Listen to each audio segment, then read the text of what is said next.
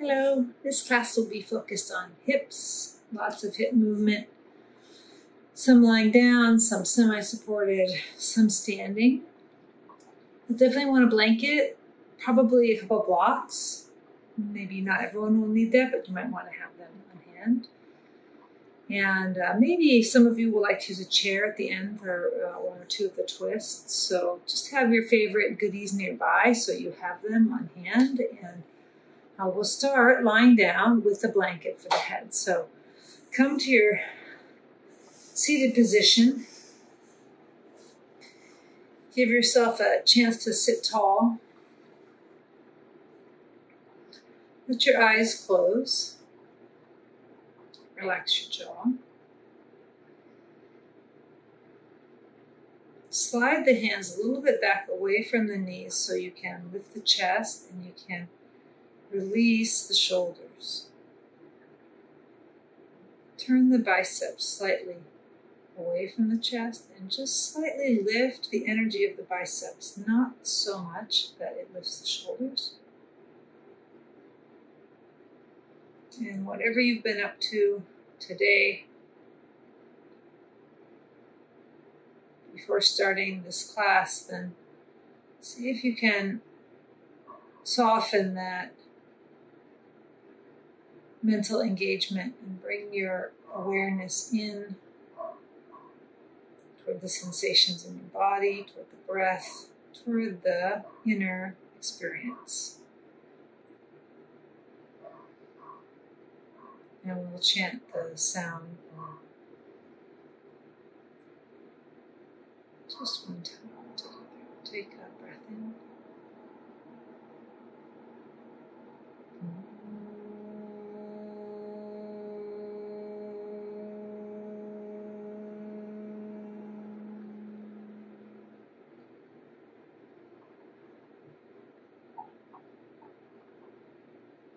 Release the hands.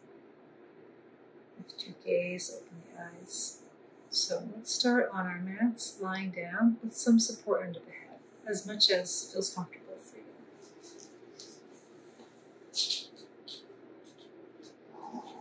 For starters, come onto your mat, adjust the support under your head, and have your knees bent. Feet are hip width apart.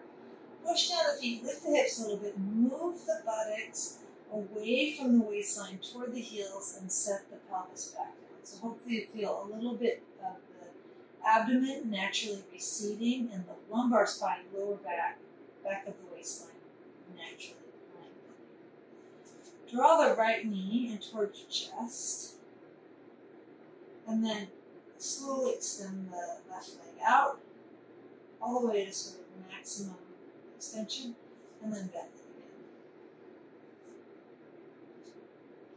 again. And just a few times, extend the left leg out straight and bend it again. And notice the difference in sensations without judgment, hopefully, just observing how these different positions of the left leg affect the left hip and also how they affect the right hip, right side of the spine, and then release. Bring the left knee in towards your chest, hold the shin or the back of the knee, bring the navel a little bit in, move the sternum slightly from the throat toward the navel, and then again extending the right leg out.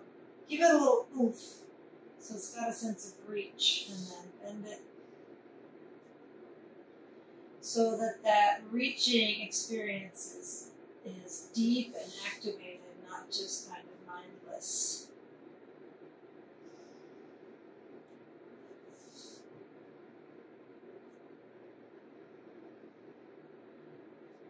And then release. And have both knees bent. And heel toe your feet over to the edges of your mat so the feet are pretty wide on the mat. And arms out wide, or if you have space, just as wide as you can with the space you have in your practice area. And we'll do some windshield wipers. So let both knees come over to the left. And you'll feel when you do that the right hip naturally lifts off the floor. Left hip against left hip, buttock gets heavier, then both knees up and over. Keep the feet wide, knees over to the right, and now it's the left hip that comes up. So just go back and forth a few times and let the weight of the legs sort of gently pull on and massage the base of the spine, the hips, the outer hips, groins.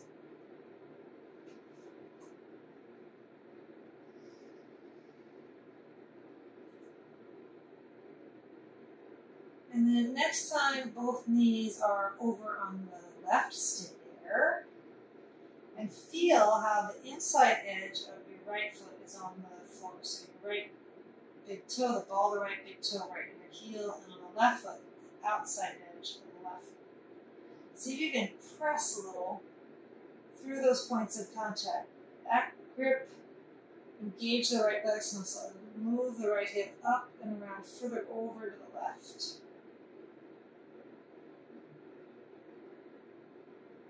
So it's not just a floppy experience, but it is an activated experience. Good. And then release.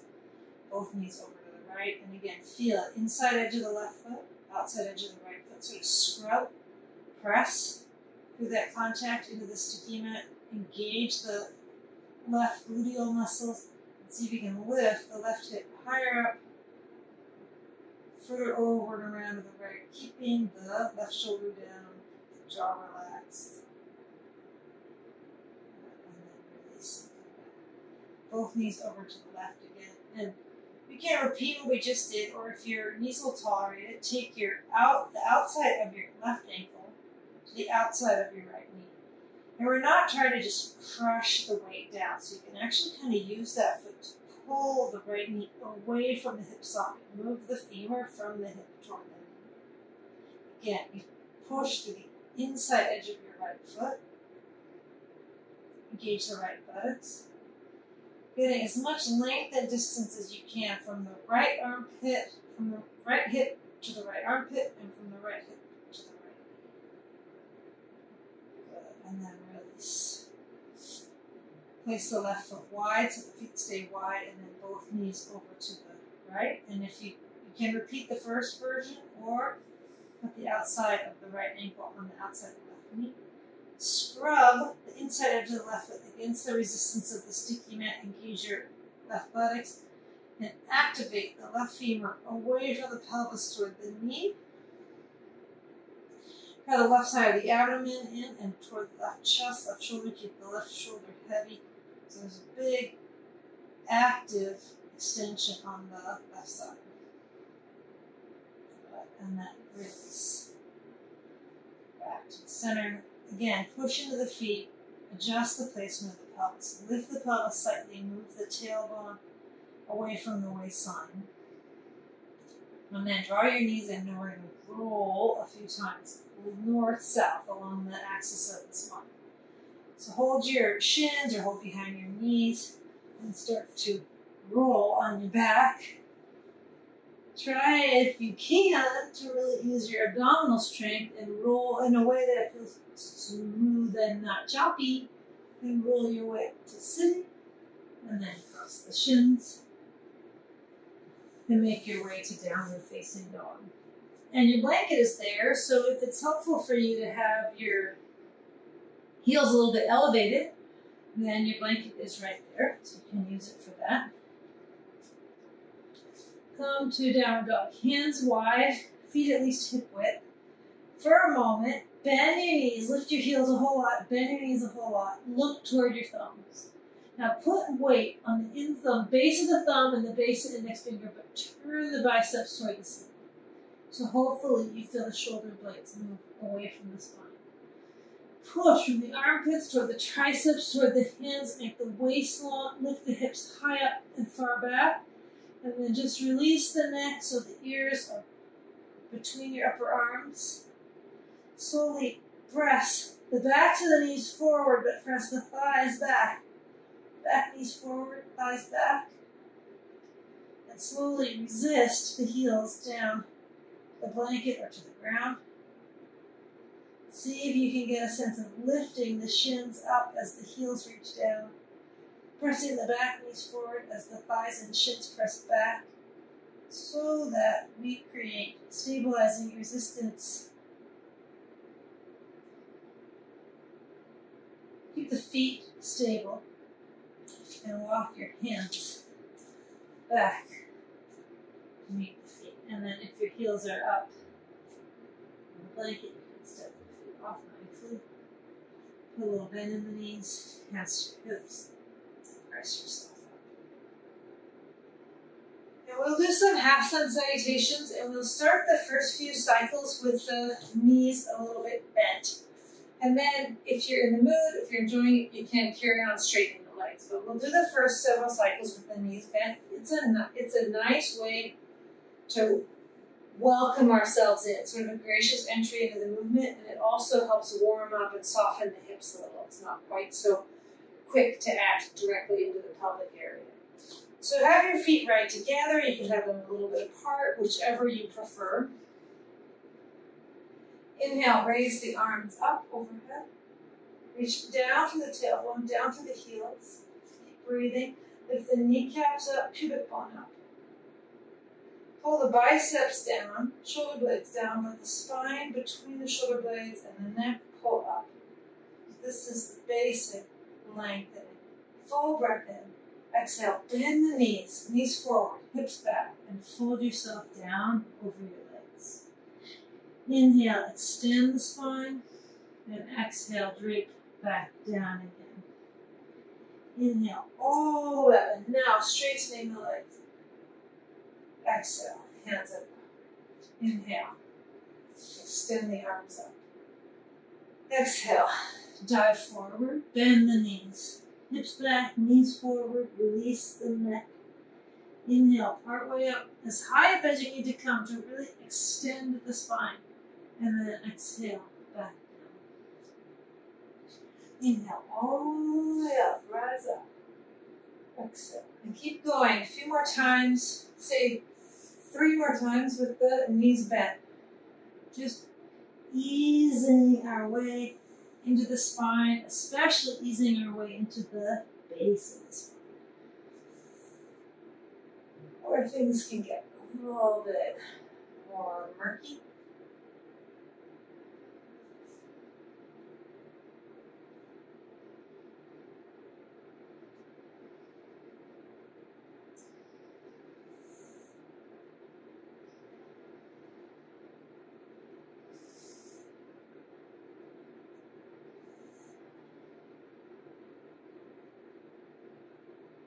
And then just 2 more cycles through, and this time, these last couple times through, if you'd like, you can keep the legs straight.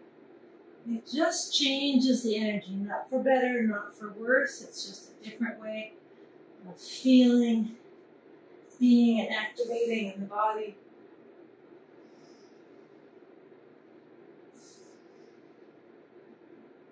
And when you're done with your last cycle through the sequence, be steady in Tadasana. Arms long at your sides. As you stand in Tadasana, lift the kneecaps up away from the shins. Lift the pubic bone. Lift the spine between the shoulder blades of the nape of the neck. Lift the biceps slightly. Roll the biceps a little bit away from the chest. Keep all these lifting elements and then move the shoulder blades, triceps down, tailbone down. And the deep underside of the quadriceps closest to the femur bone down.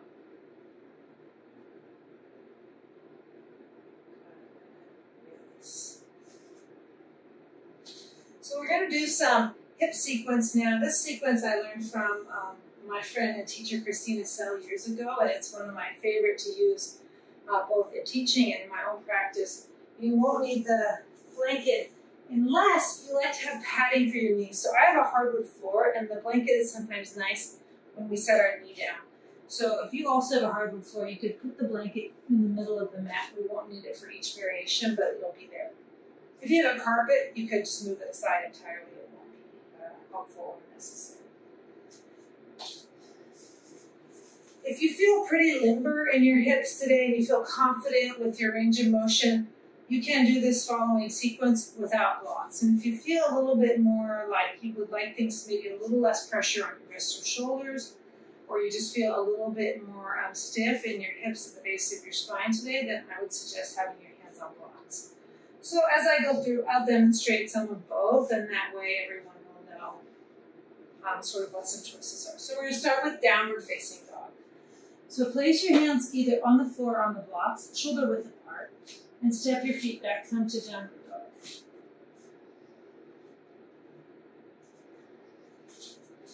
Again, bend the knees, lift the heels. Look your gaze towards your hands. Turn the biceps up. Reach from the armpits through the triceps toward the hands and see if you can move the hips further back. Make the waist long and narrow. And then release the neck so the neck is long, like a third arm that's reaching right between your two hands. And then slowly lift the kneecaps up. Press the knees, resist the knees forward as you press the thighs and shins back. Resist the shins and femurs up as you resist the heels down. Nice long sense of extension. Step the feet close together. And then look toward your blocks and step the right foot forward between your blocks for a raised lunge.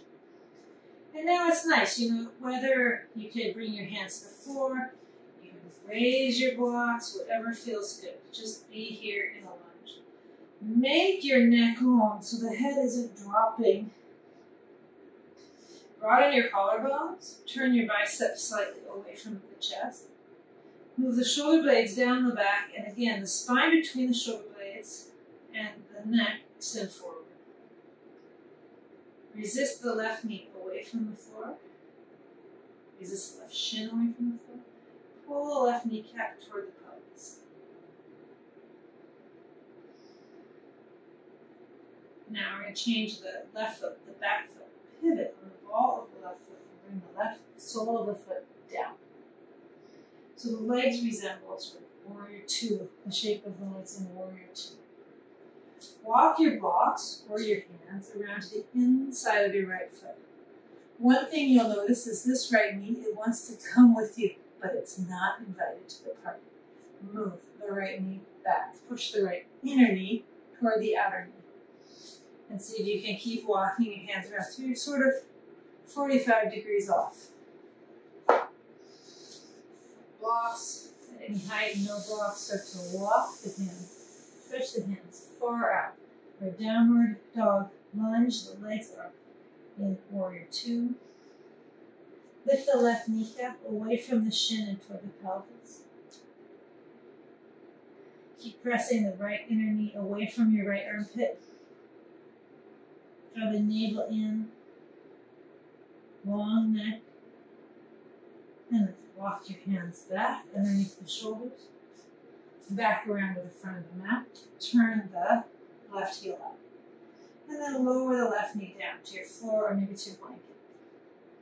Now bring your right hand and or your block to the inside of your right foot and move your right foot all the way to the edge of the mat. I'll show you what that looks like all the way over there. And even slightly turn your toes out a little bit. Bring your left hand on the block or not on the block, either way, all the way over to the outside of your mat. Right hand to right knee. Move the pelvis forward. Start to lift the chest. Turn to the right. Put some weight into the left hand. Turn the left bicep away from the chest. Left shoulder blade down. Navel in and out. Pull the left knee forward toward the front of the mat to help activate the left buttock. You can't stay here, or if you are up for it, if it's interesting, bend the left knee, lift the left foot off the floor. You can take your right hand off your knee, reach back, catch the left foot, and even bend the right elbow and bring the left foot in.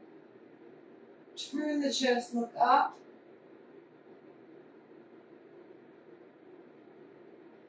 And then release and bring your right hand all the way back down the block. Bring the hands under the shoulders and turn the right toes so they point forward. So the right foot is still all the way on the edge of the mat, on the outside of your right hand, but no longer turned out, pointing forward. So this, for some of the hips, this is enough. Straight arms, hands on blocks, you might be feeling satisfied. If you can start to bring your forearms down onto the blocks. And here we have the capacity to just continue deepening, lowering the blocks down, maybe even removing the blocks entirely. This time, squeeze your right knee toward your right armpit. See if you can even sort of lift the right pinky toe and stay heavy on the inside edge of the right foot. If you want a little extra je ne sais quoi, you can turn the left toes under and push straight into the left leg. Not better or worse, just different. Adding some different explorations. Now, another thing you can do, lower the left knee back down, move the hips back, sort of semi-straightening the right leg, and move the hips forward. Just a couple times, back and forth. This again just changes where the stretch and strength comes from in the hips. And then, one at a time, place your hands, straighten the arms. Bring your right foot back between the blocks in your right hand and or your right block to the outside of the right foot. Turn the left toes under, straighten the left leg, back to a lunge, and then back to downward facing dog.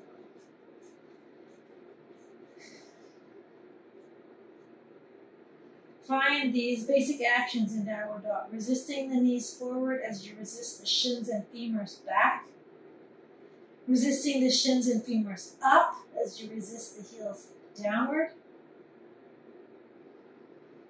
biceps up and toward the shoulders, triceps toward the hands and toward each other.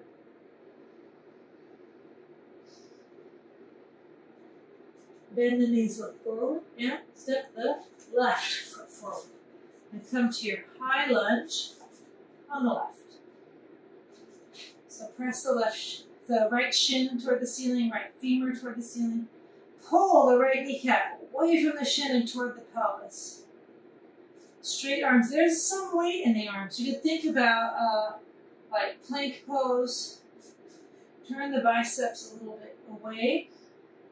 Move the shoulder blades down the back, and then the spine between the shoulder blades. Move toward the neck.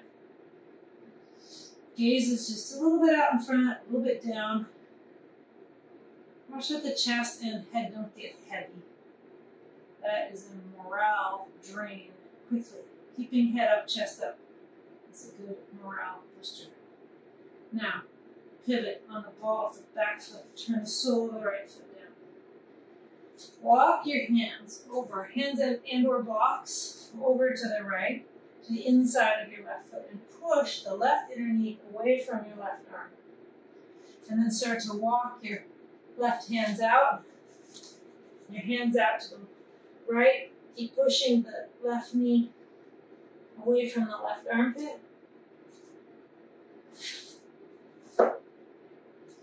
Lift the right kneecap up away from the shin toward the pelvis, but energize the deep underside of the right quadricep toward the foot.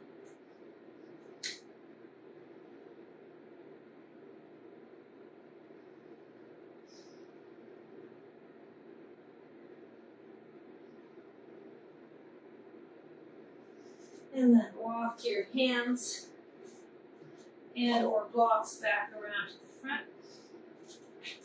And then lower the back knee, right knee down.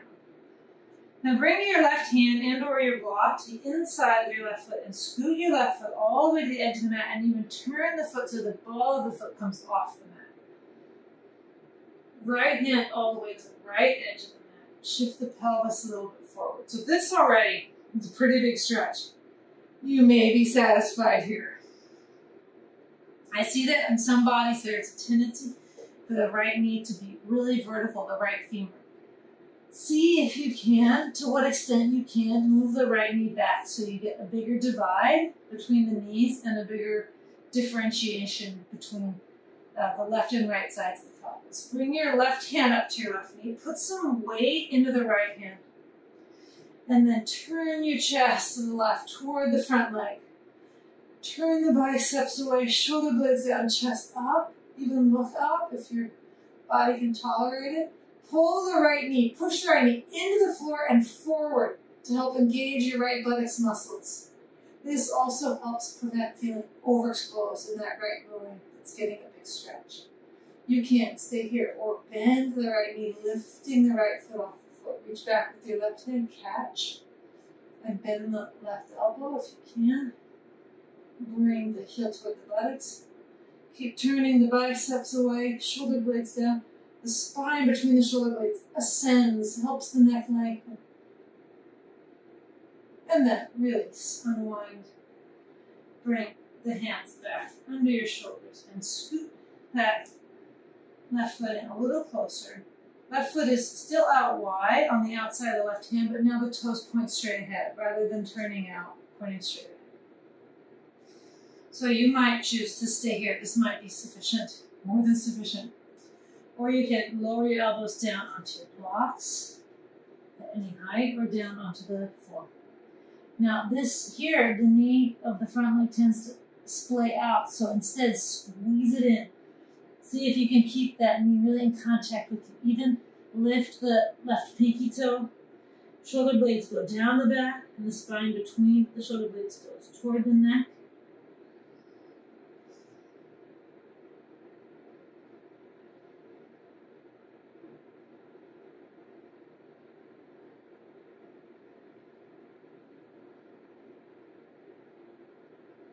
Right buttock activated so it doesn't become loose. It is, even as we stretch our way and explore our way through the hips, we stay hopefully activated. And then place the hands down, straighten the arms. Heel toe the left foot underneath the left shoulder. Place the left hand on the outside of the left foot. Turn your right toes under. Straighten the right leg back to a lunge, and then any old way you can, find your way back again. Downward facing dog. Refine your downward dog. Hopefully now the hips are feeling like they've seen a little bit of the world. Lift the heels, bend the knees, look forward, turn the biceps toward the ceiling, push from the triceps toward the hand. With the heels lifted and the knees bent, pull the groins up and back, inner thighs up and back, innermost groins up and back, and then resist. Femurs back, shins back, femurs up, shins up, heels down, and then lastly release the head. And then walk your hands in, hands back towards your feet. Uttanasana. Feet wide, even a little bit, turn the toes in. Drape the spine, drape the neck. If you can find it in you to release the neck,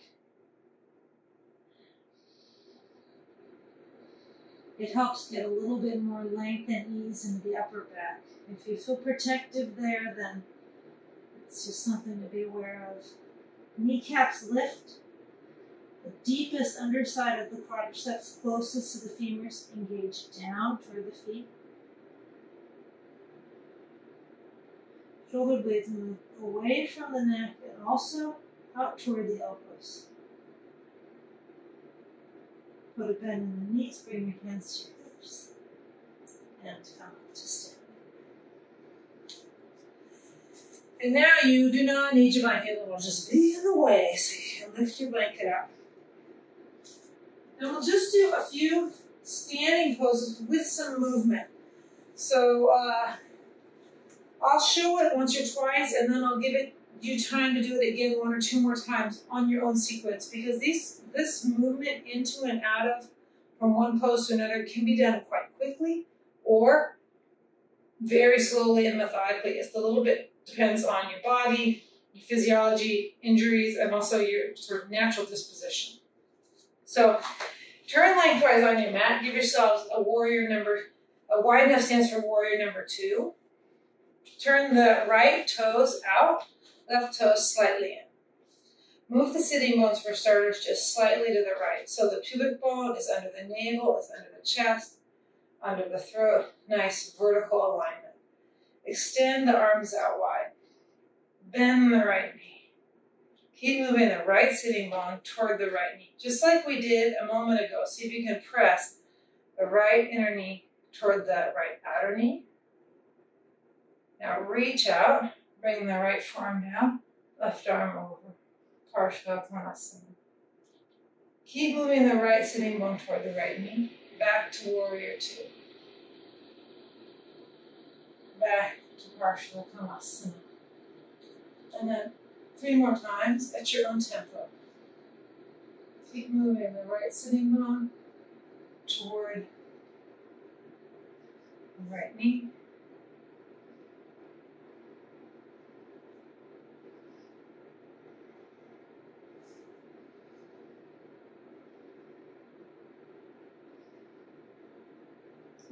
Straightening the right leg, turn the right toes in, release the arms. Second side, turn the left toes up, right toes in. Sitting bones slightly to the left. Extend the arms out wide. Biceps roll a little bit toward the shoulders, a little bit back. Triceps a little bit forward, a little bit toward the hands. Lift the pubic bone. And now bend in the left knee. Warrior 2. Push the left inner knee toward the outer knee. Left sitting bone to the back of the left knee. Now reach out. Bring the left arm down, right arm over. Back up, warrior 2. And back, Parshvakonasana. Lift the right kneecap strongly away from the shin. Back to warrior 2. Try not to collapse through the waist. 3 more times at your own pace. Stay long, collected through the waist, strong through the buttocks and legs.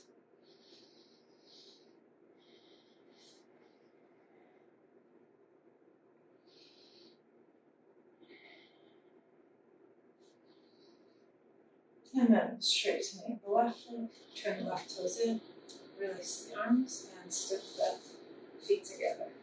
So a lot of times when we think about hip poses, we're really just looking for hip stretches and want to get in there and kind of feel looser in the hips. But honestly, it is the job of the hips to be stable. It is the job of the base of the spine to be stable. This is the earth element in the body. This is the root chakra. It is a sense of foundation and stability. And the job of the base of the spine and the pelvis is to give us a sense of solid foundation. We don't want to feel discomfort. We want to feel ease and that there's capacity for energy and awareness to circulate, but not stagnation, but not instability. So these few things that we're doing, these standing poses, are designed to help us use the hips, but actually in a way that creates more muscle tone, strength awareness, so that our whole capacity of working with the hips isn't based entirely on stretching, but actually on engaging. So now we're going to go warrior 1 to warrior 3, to warrior 1 to warrior 3. So this is no one's favorite. Warrior 1 and warrior 3 are pretty much no one's favorites. So let me just show you quickly a way to do it that is a little bit less demanding and a way to do it that's more demanding. One thing you can always do to make this transition easier is to have a more narrow stance. Easier is not the right word, but lower intensity. So you could come from warrior 1 to warrior 3 and never even lift the back foot, or just barely come to balancing. Back to warrior 1. Hinge forward a little. Warrior 3. So this is a fine way to do it. Now, ways that you can increase the intensity. First is a longer stance between the front foot and the back foot. And of course, you can go all the way from a deep warrior one, into a deep warrior three.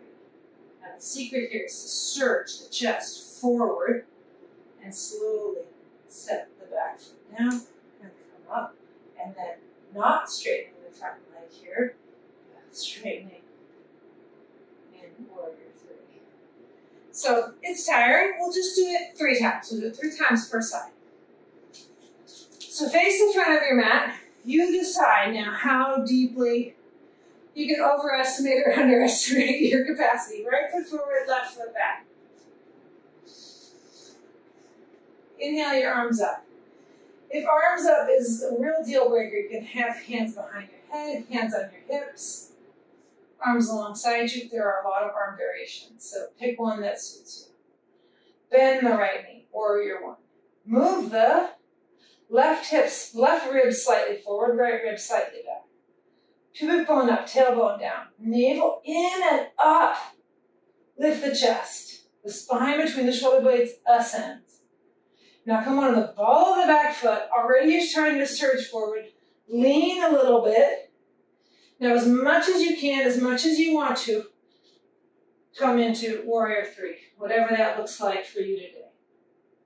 Left leg reaches back. Chest, armpits, triceps reach forward. Bend the right knee, set the left foot down.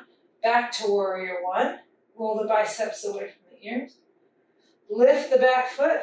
Surge forward again. Warrior three, any variation. Bend the right knee, keep the chest, triceps forward, set down. Warrior three, warrior one, sorry. Lift the back heel, surge forward. As you lift up, the back leg lifts up and back, and the chest and triceps reach forward. Stretch, back down, come up. Straighten the leg, release the arms. Right toes turn in. Step the feet together. Have a moment. Warrior one, warrior three. Hard poses, both of them. Then we'll do the second side.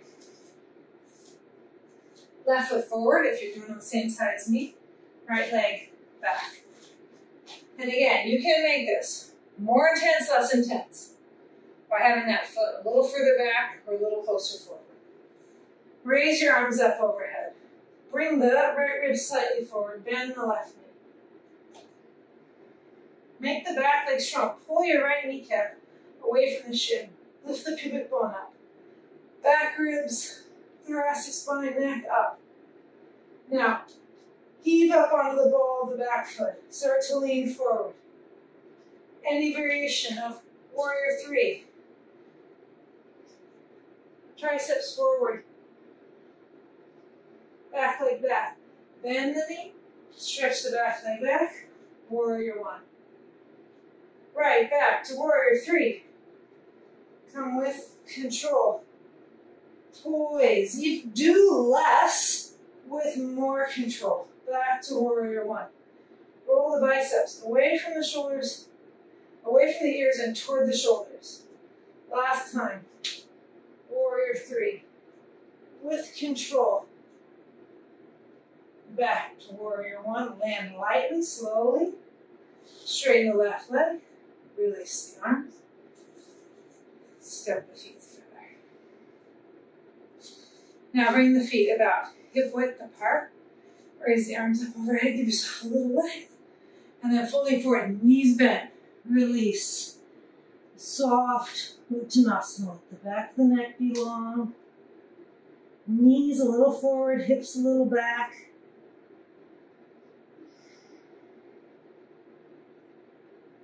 Breath soften.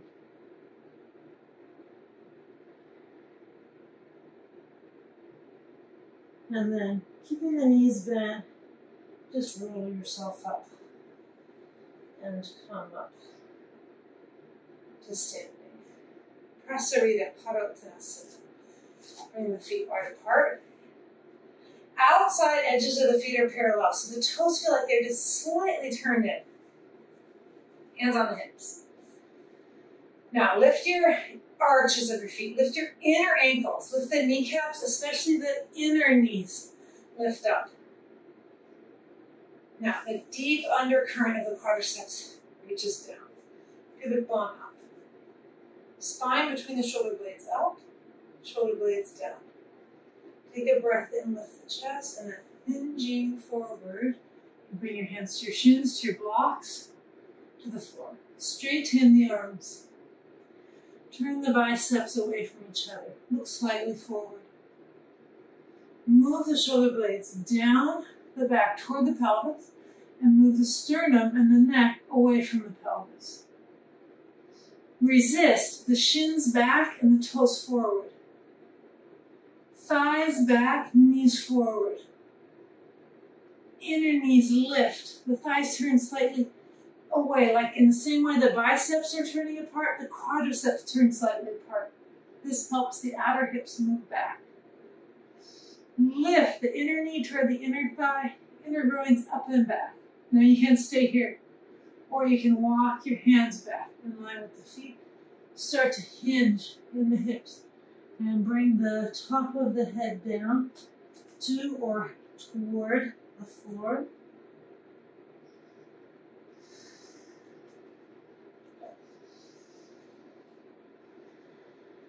Keep these actions, shoulders away from the ears, kneecaps lifting.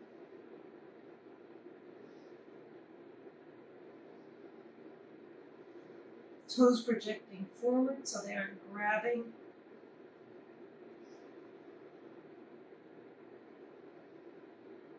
And then straighten the arms. Put a little bend in the knees. Bring your hands to your hips. Push your feet up. Press up. And step, step the feet together. And then release. So we'll come to sitting in Utpavishta Konasana. You might want your blanket again to sit on for a little bit of height.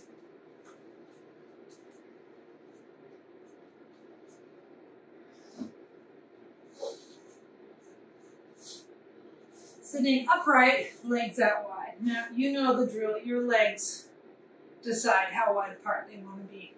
This is not an intellectual decision, sadly. So we can have, there's so many different ways to work the energetics of this pose. First, awaken the soles of the feet. So stretch the skin on the soles of the feet. From the arch, reach down toward the heel, and from the arch, reach up toward the toes. So the feet are aware in your consciousness. Now draw the kneecaps and the skin of the quadriceps toward the pelvis. And then the underside of the quadriceps goes toward the feet. With your outer knees, you can bring your hands to the outside of your knees, the part that for me is like off camera. Draw those back toward the outer buttocks. And again, that helps just involve the buttocks a little bit. Hands, depending on how this feels in your spine, you could lean back. So if you feel kind of compressed, a little compact in your abdomen, navel area, walk your hands back. If you can keep this waist, abdominal area long and decompressed, then stay there. You know how like when you make a peanut butter and jelly sandwich and then you take it on the airplane, and when you made it in your house, it's so nice, but then when you get on the airplane, you take it out and it's feeling like pressed by all the objects in your carry-on. You want to feel this area around your abdomen. It feels like the PB&J, like before pre-compression. If you're starting to feel, man, then you need more room. You gotta keep some space there. Now, we're gonna do this hip sequence. This is sort of an Iyengar classic. We'll go through it first slowly, and then we'll do it several times, probably 3 times right side, 3 times left side, going back and forth, and we'll go a little bit faster. If any one of these movements isn't appropriate or appreciated by your body, just leave that one and do the ones that you can do. Go along with us for the ones that you can do. Take your right hand to the inside of your right knee. Lean a little bit to the left. Bend the right knee and bring the right foot like Baddha Konasana. Keep the foot sharp. Now bring your hand to the outside of the knee. Help the leg straight up and down. So the shin is vertical. The foot is right in front of your sitting bone. Lean a little bit again. Move the foot out wide. So now it's like a wide squat, like Malasana. Next is Virasana. So if you can do Virasana, take your hand on your shin, point the toes back, and bring the shin to the floor. The sole of the foot is hopefully, you can't see it here, but facing up. Now lean a little bit, come back to the wide squat. Back to the front squat. Reach around the inside, back to Baddha Konasana. And then all the way back, Pavishta Konasana. Left side, left hand inside left knee, Baddha Konasana. Hand to the outside knee. Marichyasana, close tight squat. Now, foot out wide, wide squat. Hand to the front of the ankle, point the toes, Virasana. And then back to your wide squat, Malasana. You can use the back hand for support. Foot in front. Sweep your hand around. Baddha Konasana. And then back. Pavishta Konasana. Second time for side. Baddha Konasana. Knee out. Now knee up. Marichyasana. Knee out wide. Malasana. Foot back, knee forward, Virasana. Back to Malasana. Back to Marichyasana. Hand to the inside. Back to Baddha Konasana. And back to Pavishta Konasana. Second time, second side. Baddha Konasana. Really just moving the hips through this range of motion. This instance, it's fairly passive, unlike some of the poses we did earlier. Here we're just letting the hip feel this range of motion.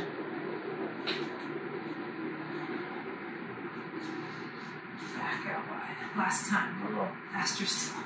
So we're just lubricating the joint. Do what parts you can. Skip the parts that need to be skipped. Back out wide. Last time.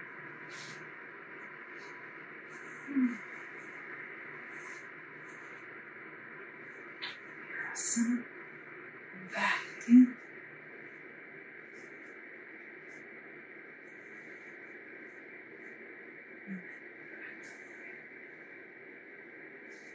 Now again, feet in Virasana. Stretch the skin on the soles of the feet. Kneecaps, skin of the quadriceps toward the pelvis. Underside of the quadriceps toward the feet. Long and decompress to the abdominal area. So trying to resist that compression. Hands back, hands on blocks, whatever it takes. Now twist toward the right leg. Keep the chest up. Roll the biceps a little bit away from the chest. Slightly lift the biceps. Not so much that the shoulders lift. The spine between the shoulder blades lifts.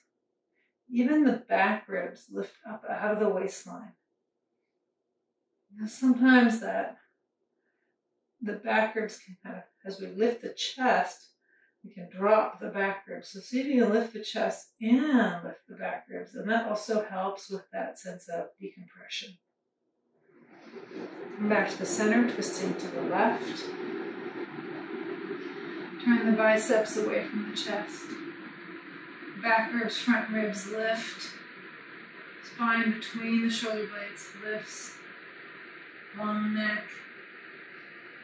Keep the kneecaps engaged so the legs don't just sort of drift off into habitual absent-mindedness.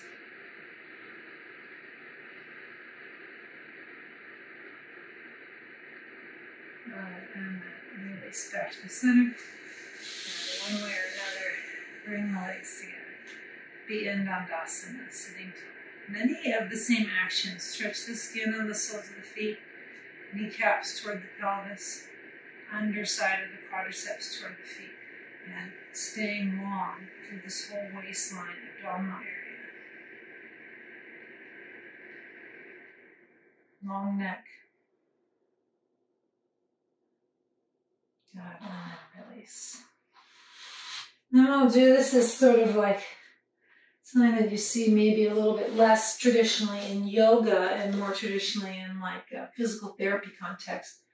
But we're going to do the legs like they're both bent, but one leg is out to the side with the knee in front and the other leg is off behind. So this is sometimes called 90-90 because you basically, you don't have to be exact, but a 90-degree angle with the front leg and a 90-degree angle on the back leg. It's almost like if you were doing pigeon pose and then you kind of rolled onto your hip and relaxed. That's sort of the feeling that we want here. But a little crispness in the feet. Now, I'll just show this first. Some of you may well want one of your blocks or your blanket back again. We're going to come up and sit back down. So it's going to look like this, hopefully without the hands. Lifting up onto your knees and lowering back down. So this is some butt. On this leg, we're turning in and pushing the inner knee down. On this leg, we're turning out, pushing the outer knee down. So it's building some good strength. Now, if you're like, then you need a little height. Put a block or something under your buttocks and see if you can come up and down. Maybe shorten the distance between the feet and see if you can just several times with control come up and down. Just find to lean a little forward, lean it back a little bit, but try to not be so dependent on the leaning that that's the only way. Use some butt muscles, use some leg muscles. And try not to like boom back down, because remember, smooshing our PB&J. So you want your PB&J to stay in good shape for flight. And then release, and now switch sides. And one thing I will tell you, here's a good way to get into it. Feet wide, and then let both knees come to the side like our windshield wipers. One thing I'll mention is that this is definitely one of those ones that can be super different from side to side. So you may need the block here where you didn't need it before, because often those irregularities in our hip show up more in as much in strength stuff as it does in passive stuff. So see how this goes. See if you can come up and down with control. And if you feel like you can come up, but the only way to get down is plopping, then again, put some height, a blanket, a block, something so you can use your buttocks muscles, use the leg muscles, feel poise, stability.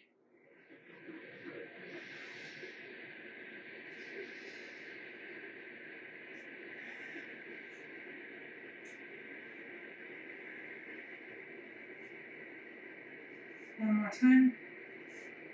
Try as much as possible not to be dependent on the arms. And release. Now, Baddha-Konasana, seated Baddha-Konasana. Sit on your blanket or maybe on a bolster. Set a bolster. See what it takes. As you know, the knees should be level with the hips or below the hips. Should be. It's kind of strong language, but the idea of this pose is to provide a watershed for the tension that accumulates in the groins, because, like I said, the hips are working hard to keep us stable. Their job is to be stable. But every once in a while, even the guard dog hopefully gets to play a little. Everyone gets to go off duty at some point, So these hips, groins, muscles, fibers, tissue here in the pelvis, they work hard so we can walk on two legs, unlike most creatures in the world. So we can be upright and do all our fancy things, but they deserve a little break. And when the knees are up high, it doesn't give the groins and the inner thighs that opportunity to release. So supporting the knees helps for sure, but getting higher with the pelvis helps even more. So see if you can be high enough that the groins can drain, and if the knees still feel a little lifted, then add some support for the knees. Funny enough, the more you can, sometimes using props can feel like regressive, or like you're needing something that you shouldn't need. It's just not like that. See if you can work on freeing yourself of that line of thinking. Because really, very often, I feel in my own body, and I see when I'm teaching, that the more support, if you use the blanket, the bolster, use the blocks, the feeling of ease comes in. I don't even per se, quote, need the blocks, but using them, wow, it feels so nice. So you can just give yourself that little bit of support so you feel the nervous system quiet. You can, as always, have the hands behind you, even if you can't lean back, if it helps you stay long through this whole abdominal area. You can hold the knees and slightly pull back. Hold the shins or ankles and slightly pull back. Whatever you do with the arms, use them in such a way that they're helping you feel long and tall through the pose. The biceps roll slightly away from the chest and slightly up. Triceps roll slightly in and down toward the hands. Shoulder blades down and the spine between the shoulder blades, back ribs, neck, up.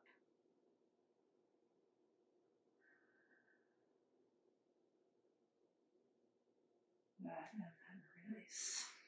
Extend your legs forward. So we'll do Bharavajasana, and I'll just also show a chair version quickly if anyone needs it. If you're on the blanket, scoot over to the left side of your blanket, lean onto your right hip, and swivel your feet over to the left. So you're sitting up tall, and the arrangement of the feet is such that the arch of the left foot is sitting in the saddle of the right foot. People who can do this, who don't need the chair, you can sit tall. You'll notice right away that this left hip starts to lift. So see if you can descend left hip, lift the chest, and then twisting to the right. If that's too much flexion in the knees, just to lightly, you've given up on this class, but if you haven't given up and you want a little bit more lighter version, Bharavajasana with the chair is such a true classic. Turning lengthwise or sideways on your chair, feet placed with care, sit tall and twisting to the right, bringing both hands to the back of the chair.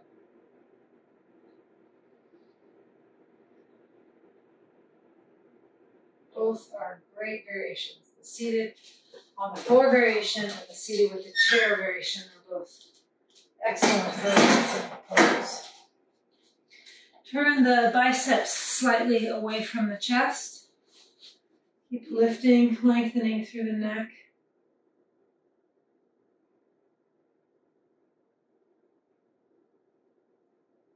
And then come back to the center. If you're in the chair, maybe wait a little bit longer. It's a transition since everyone else started a little bit sooner. Scoot over to the right side, lean to your left, and swing the feet over to the right. Now it's the right foot that sits in the saddle of the left foot, and the right toes point back, left toes point off to the right. Watch for that big lift that can happen in the right hip. Sit your right hip down. Bring the left ribs in a little. That sometimes helps. Sit tall and then twisting around and over to the left. And if you're in the chair, turning yourself all the way around. So now the left ribs face the back of the chair, sitting sideways on your chair the other direction, twisting to the left. Long neck, shoulder blades down.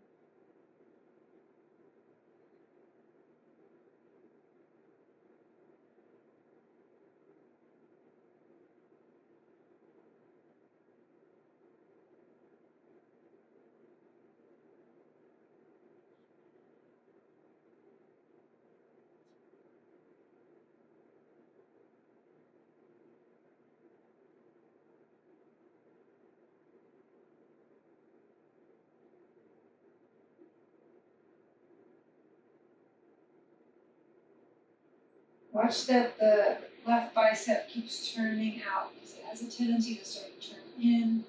The shoulder collapses, the chest collapses. But if you can keep that left bicep even slightly turning, the left and lifting. It helps very much to lift the chest up. Come back to the center. And unwind the legs. Release if you're in the chair. You can come out. And then place your blanket back again. We're going to set up for Shavasana. Just do one or two more little stretches before Shavasana. So come back down again onto your back. With the blanket behind the back of your head for some support. General rule of thumb for the head is to use as much support as you need and then not more than that. Bend both knees, push into the feet, lift the hips a little bit, and really engage the buttocks and tailbone away from the waistline and set the pelvis back down. Now take the heel of your palms way down at the, or up, down, way at the top of the femur, where the femur meets the pelvis. Way in close. Walk your feet in a little closer, your heels in a little closer, maybe even be on your tippy toes a little bit. And bend the elbows, and now push the heel of your hand at the very top of the femur. Tuck your tailbone, pull your pubic bone towards your navel, pull your navel toward the floor, and press the arms as straight as you can. It's just a good release for the spine. If you have a long torso and short arms, you might not get quite the same effect, but hopefully for most of you, you get a good effect here. And then release. Bend the right knee in towards your chest, like we did at the very beginning of class, and extend the left leg out. With your straight leg especially, think of that action of the bone side of the quadricep moving toward the foot. And then release. Bring the left shin, left knee in, and extend the right leg out. Draw the right kneecap toward the pelvis and the underside of the right quadricep toward the foot. Keep the neck long, shoulders away from the ears.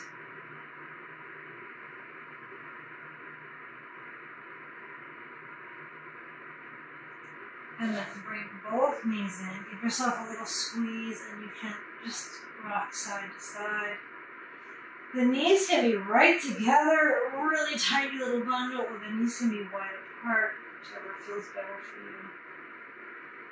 And if there's some part of the spine that feels a little bit more tired or in communication with you after the practice, you can make sure to really massage that part of these last few moments. And then release. Set the feet down. And again, just for a moment, lift the buttocks, move the buttocks toward the heels direction.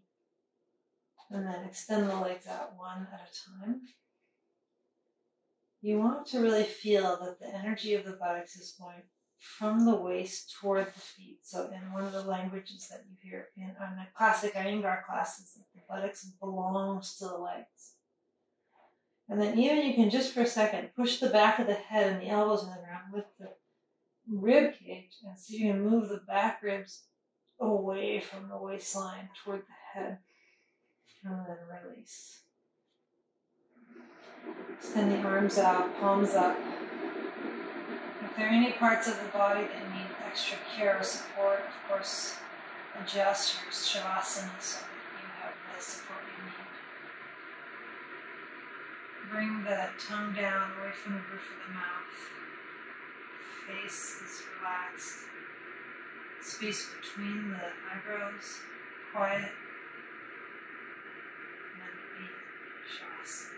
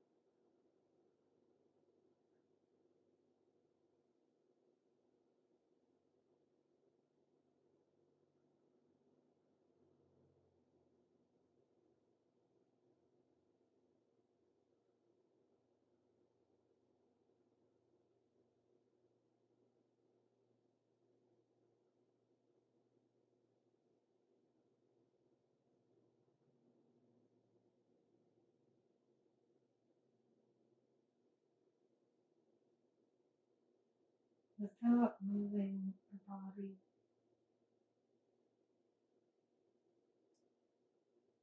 Start to deepen the breath. Observe the quiet heaviness of the body.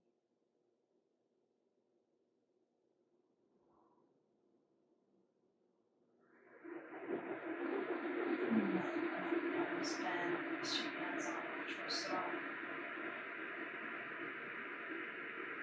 And one more time, let the knees bend.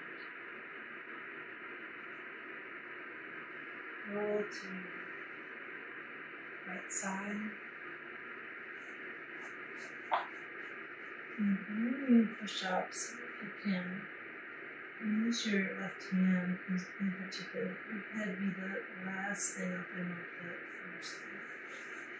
And just gently press yourself up.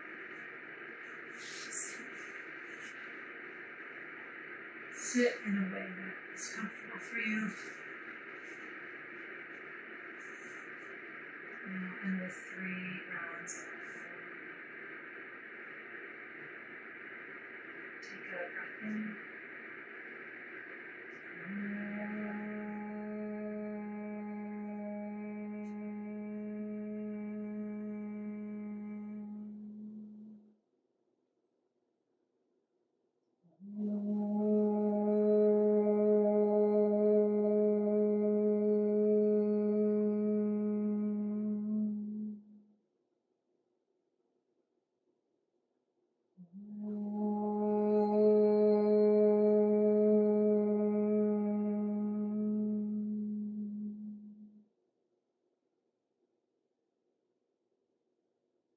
Om Shanti. Thank you for practicing today. I hope that practice felt good for you and your body, or that you were able to modify it so that it did. Thank you.